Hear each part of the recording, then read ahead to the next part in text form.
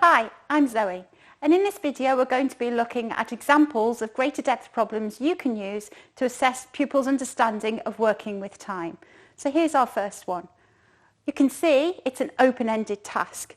Open-ended tasks are great when you want to know exactly where pupils are because they can only tell you what they know. However, do be careful because some pupils, given an open-ended task, it's too open, they just don't know where to start. So here we have 4 durations of time. And we want pupils to put it into context. What do they think they can accomplish in those amounts of time? This is great because it really gets them to embed it in their own understanding, their own life. Here what we're wanting is them to compare these durations and really get to grips with what they know. So we've got a minute, a second, an hour, a day, and hopefully you get a variety of answers. You can explore those answers with the whole class, maybe getting some of the pupils working at greater depth to come up with whether they think that's right, hopefully supportively. You can then go to closed questions. So if a sneeze takes 1 second, how many could you do in a minute? Or half a minute, say.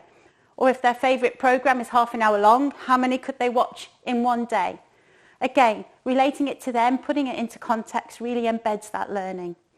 Now our second problem, a big misconception, decimals and time. So here's our question. 3.2 hours is the same as 3 hours and 20 minutes, true or false?